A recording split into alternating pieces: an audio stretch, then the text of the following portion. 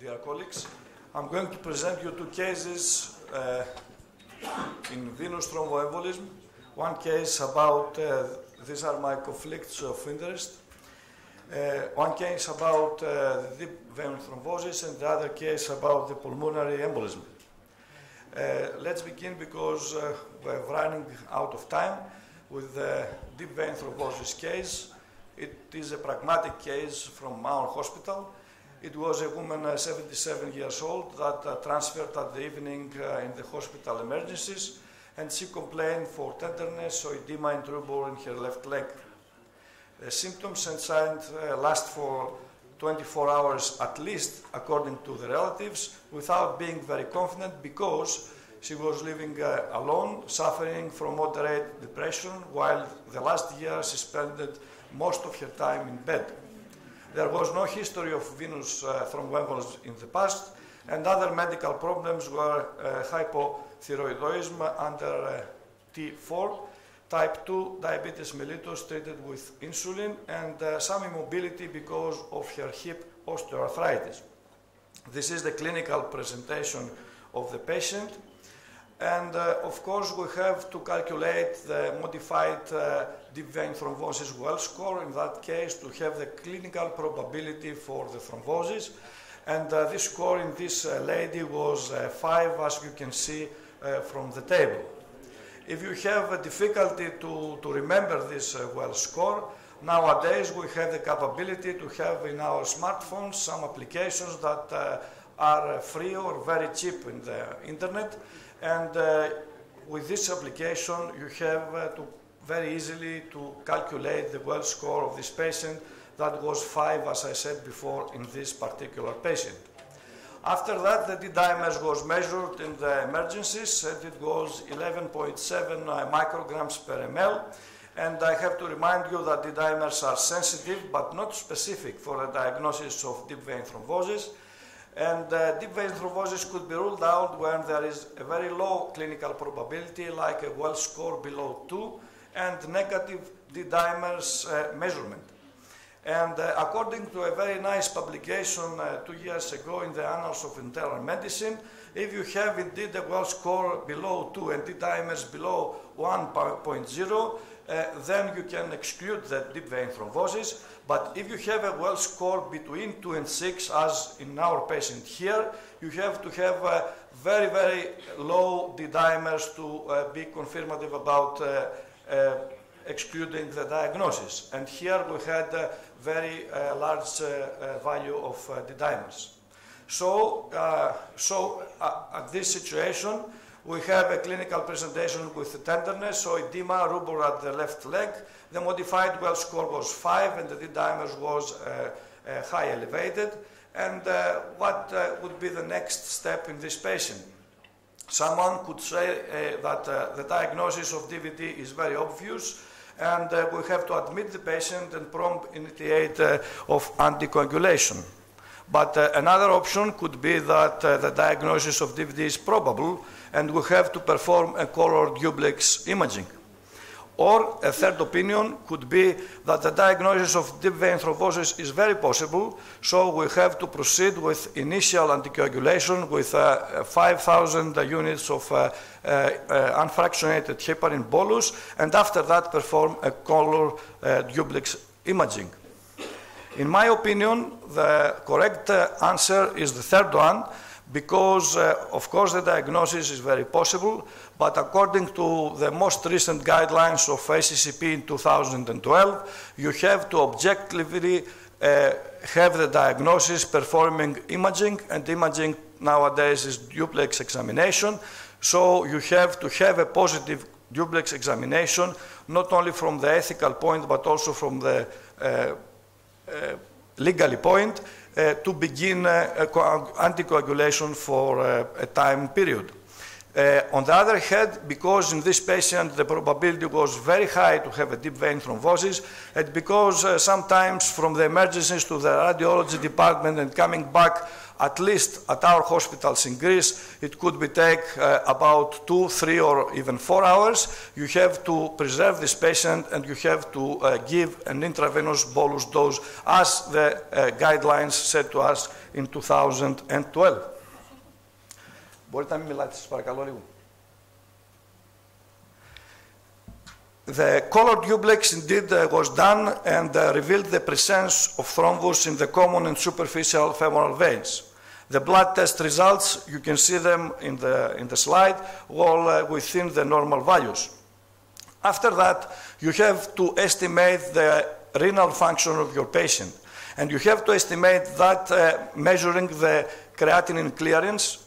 And to do that, you need 4 values. You need the serum creatinine, you need the weight, the age, and the gender of your patient.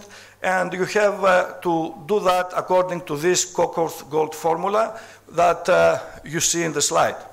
If you think this is quite complicated, again, in your smartphones, there are applications. This application is from the National Kidney Foundation of the United States.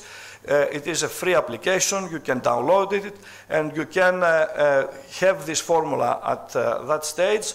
And if you put the values there, the weight, the age, the gender, or the serum creatinine, you will have at the bottom the creatinine clearance. This is a key point you have before initiates any anticoagulant treatment to have the creatinine clearance. This is not only for the new anticoagulant drugs that Professor Yannoukas mentioned before, but also was a prerequisite even for the low molecular weight heparins, if we forgot it that many of times. So about the treatment, you have a color duplex that confirms the diagnosis of deep vein thrombosis, and you have a pretty well eGFR at 52 mL per minute. So the doctor in charge at our hospital that night admitted the patient in the hospital and asked for the initiation of anticoagulation with a low molecular weight heparin. He used at this particular time a good regimen, tinzaparin, 175 IU per kilogram is the dose for therapeutic dose for DVT, and this comes to 12,000 IU subcutaneously, and as well to be evaluated by a vascular surgeon in the next morning. So the next morning, the patient was evaluated by a vascular surgeon, and there were several options, and 4 of these options are in the slide. The first option was to discharge the patient home at the same day, continuing on tinzaparin for 5 days, and initiation and dose adjustment of acenocumarol at home, with INR evaluation every 2 days. The second one was initiation of rivaroxaban, 15 milligrams twice per day from the same morning, and discharge home, continuing the treatment for 3 months. A third option was keeping the patient at hospital and bed rest for 5 days, continuation of tinzaparin, initiation of acenocumarol. We use in Greece acenocumarol instead of warfarin, but it could be warfarin as well. For 2 days, adjustment of dose until the INR is between 2 and 3, and then stop tinzaparin and discharge home. And the final option was to discharge this patient home the same day and initiate rivaroxaban, 15 milligrams twice per day, but starting from the same evening and not in the morning, for 3 weeks. After that, continuing with the maintenance dose of rivaroxaban of 20 milligrams once per day for at least 6 months, provide the patient with compression stockings, and also she should be checked for cancer as an outpatient. And according to my opinion, this last option was the best one for this patient, and we followed this option for this particular patient. Why not choose the other options?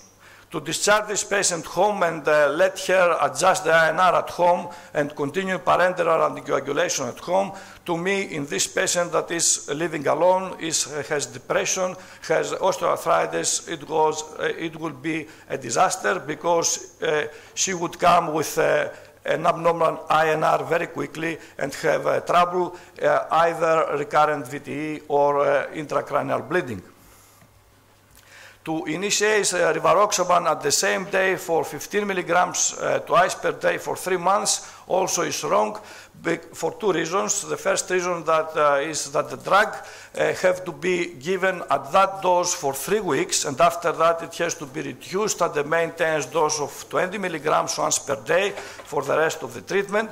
But the second reason is that the patient, if you remember, had a subcutaneous dose of tinzaparin the previous evening, so you have to wait 24 hours because tinzaparin is a low molecular weight heparin with 24 hours dose, and you have to wait the other evening to give the new anticoagulant drug.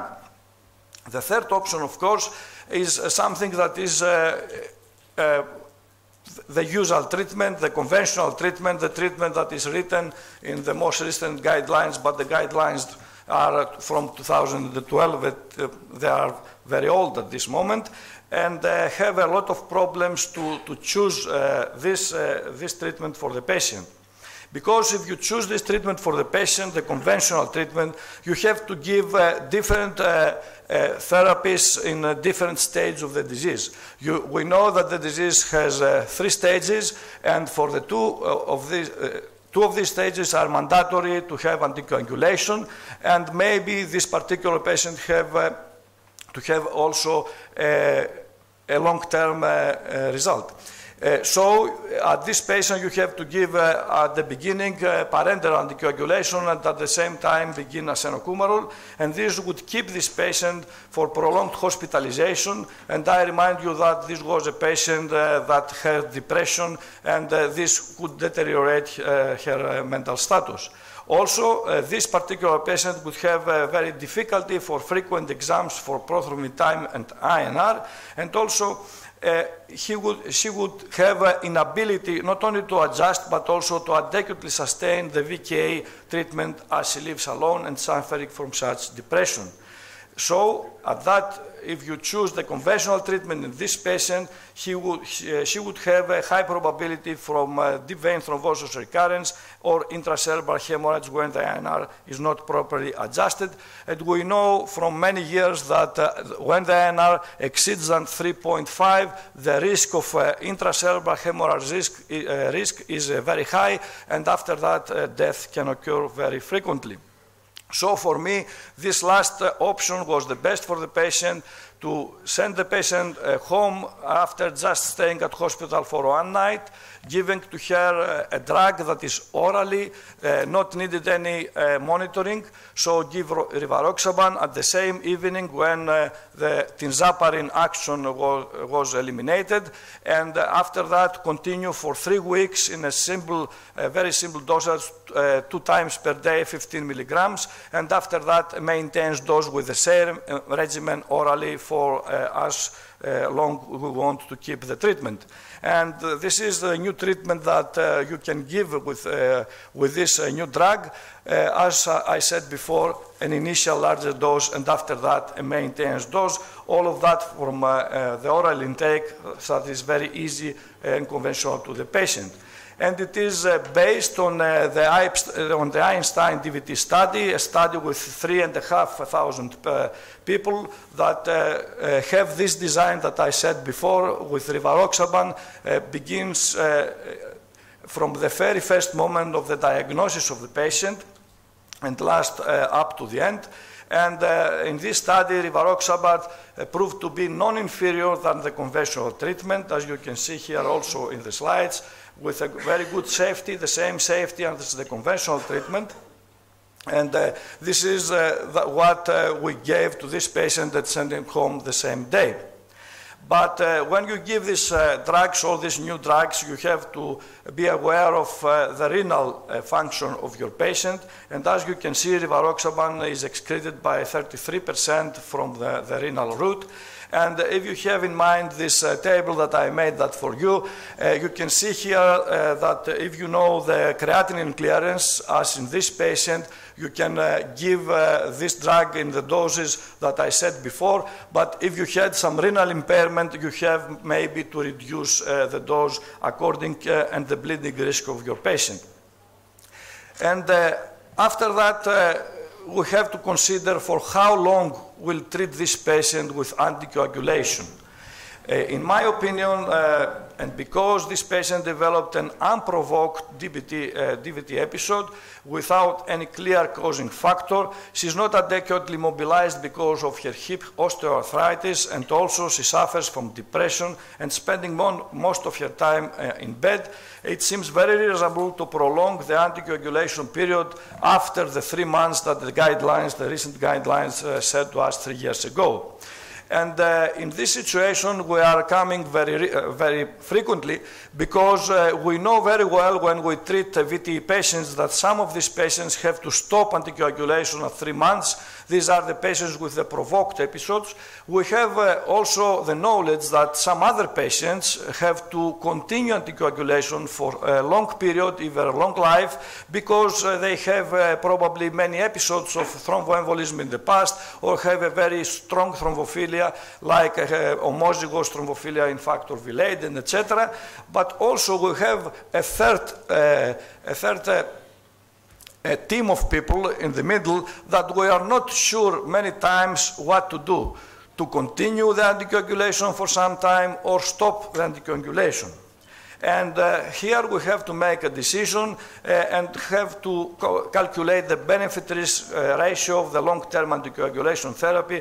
On the one hand, the reduction of VTE recurrence, on the other hand, the bleeding of the patient. And we know from previous studies with varfarin and acenocumarol that if you give anticoagulation to your patient, of course, you can have a low recurrence rate after the first 3 months or after the first 6 months, but in the cost of many bleedings. The rivaroxaban made an extension study, the Einstein extension study with 1,200 patients, and showed and compared rivaroxaban against placebo for the long term. And in this study showed that, of course, there are much less recurrences in the rivaroxaban arm compared to the placebo, but this was in the expense of just 4 hemorrhages, major bleedings, out of almost 600 patients. And this was a very nice result. So in this patient that I showed to you, rivaroxaban treatment gave the advantages for prompt and reliable initiation of anticoagulation without the need for prolonged hospitalization in a patient with many medical and social problems. And also it was a safe extension of anticoagulation therapy for a long period without the need for monitoring and dose adjustment. After that, it was also expected a better compliance of the patient as a result of the only 1 dose per day needed for the maintenance therapy. So take a rest, and after that we'll go to the second case, PE case. This is a 75-year-old woman, overweighted, under prophylactic dose of low molecular weight heparin after total knee replacement. During the 3rd postoperative day, she acutely developed dyspnea along with pleuritic chest pain, and the other medical problems was just arterial hypertension treated by 2 medications. Of course, when you have such a patient, you have to suspect pulmonary embolism because pleuritic pain and dyspnea is the major signs for this devastating complication of deep vein thrombosis. And this patient had, of course, acutely development of dyspnea and pleuritic chest pain. She was on the 3rd postoperative day after a major orthopedic surgery that often causes venous thromboembolism, and also she was overweighted and in moderate mobilization because of her surgery. But against that was, of course, that she was under prophylactic low molecular weight heparin. And I have to remind you here that almost 1% of patients, that orthopedic patients, that taken the right prophylactic regimens of low molecular weight heparin still may undergo such an episode of pulmonary embolism. The initial assessment of the patient is written in the slide. I'm not going to go through this. You can see all factors there. You can see the cardiologic examination, and the cognitive status of the patient was unchanged. According to the new guidelines that came 6 months ago from the European Society of Cardiology, And the head of this process was Professor Konstantinidis from Alexandroupolis, and we are very proud as Greeks about him. Change the things that we now approach pulmonary embolism. The classification of pulmonary embolism severity according to the early mortality risk is the major thing in these new guidelines. The terms massive, submassive, or peripheral pulmonary embolism are gone, are in the past, and now we have to know if our patient is on shock or hypotension, so if he is in a high risk or is in not high risk to die for this situation. In this patient, our patient here, undoubtedly it was not high-risk patient because her blood pressure was in a very good value. And after that, we have to go to the algorithm for suspected PE without shock or hypertension, as you can see in the slide. And the first thing is to assess the clinical probability of pulmonary embolism. How to do that? We've done that again with the Wells score, the modified or the original version. And if you choose the original version is 6. And then with the old classification is in the intermediate risk for pulmonary embolism, but with the newly criteria is PE likely, as it said in the guidelines. And if you choose a simplified version is 3, and again is PE likely. So you can find that again in your mobile phones with this Wells application, but for pulmonary embolism this time, and you can see here, this is only the original score in the applications, but I'm sure that very fast they will develop also for the simplified version. So again, to our algorithm, we have with the old classification low or intermediate risk and of course raised D-dimers, or we have with the new classification PE likely. In every of these two situations, you need a CT angiography as the new guidelines said to us. And we performed this angiography and we found a segmental pulmonary embolism at the left lobe of the patient. So coming back to the algorithm, the patient has to be treated for her pulmonary embolism. After that, the new guidelines said to us that we have to see the new classification for probability for mortality of her pulmonary embolism. And this is the original or the simplified PESI score. And this PESI score is 75 for this patient in the original version, and that gives us a probability of about 2% risk for death, or in the simplified version is 0, and this gives us a probability of 1% risk of death in this particular patient. So this particular patient is at a low risk for death after her pulmonary embolism, and the question now is what therapeutic choices we have according to this new European Society of Cardiology guidelines. And could in particular patient be treated with the oral rivaroxaban? If we can see the treatment choices in the guidelines, you can see here that of course the conventional treatment has a class 1 recommendation, as you can see here, to give her low molecular weight heparin, and after that to give acenocumaril, etc., etc. And we have to treat that with different type modalities in these 3 phases of the disease. But also the new guidelines said to us that the new drugs, and especially here rivaroxaban, because we are talking about rivaroxaban, rivaroxaban has also a class 1 recommendation for treating patients with pulmonary embolism.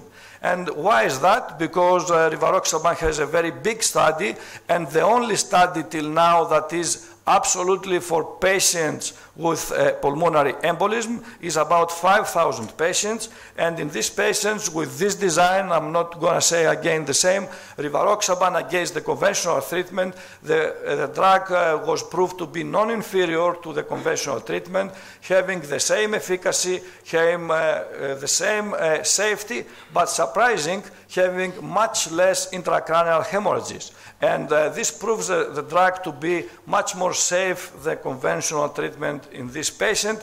So you can, again, with this sham, to have this patient under this treatment, rivaroxaban 15 milligrams twice per day for 3 weeks, and after that continuing with a maintained dose of rivaroxaban 20 milligrams per day. And according to the treatment, how long this patient will stay at, the particular patient stayed at the hospital. If the patient is treated by conventional therapy, she will need it at last 5 days for parenteral anticoagulation, plus the period to adjust the INR between 2 and 3. While if the patient was treated with rivaroxaban, could discharge home as soon as the optimal postoperative period was over. So you can see here again in the guidelines that our patient has had no shock, had a very low PESI score, and after that it is a low-risk patient, and for the first time in the literature, the guidelines, this European Cardiology Society guidelines said to us that this patient could discharge early and could be treated at home by the new oral anticoagulants, and especially here rivaroxaban. And you can see here in these guidelines that even half of patients with pulmonary embolism can be treated at home after maybe 1 day at hospital for diagnosis and initiation of treatment. So also for this patient, we suggested rivaroxaban twice per day, 15 milligrams for 3 weeks, and after that, once per day for 20 milligrams. So the conclusions of this patient was that rivaroxaban treatment gave the advantages of prompt and reliable initiation of full anticoagulation without the need for prolonged hospitalization in an operated patient already spent some time in the hospital. And of course, the safe continuation of anticoagulation therapy at home without need for monitoring and dose adjustment. And it was also in this case expected a better compliance of the patient as a result of the only dose per day that needed with this drug. Thank you very much for your patience, and you are all invited next year on the next live symposium at Ioanna with much more topics on thromboembolic disease and antithrombotic treatment. Thank you very much, Professor Matsagkas. And I would like now to call Professor Arnaoutoglou to come to the podium and to present the perioperative management of rivaroxaban with presentation of clinical cases. I would like to request Professor Arnaoutoglou to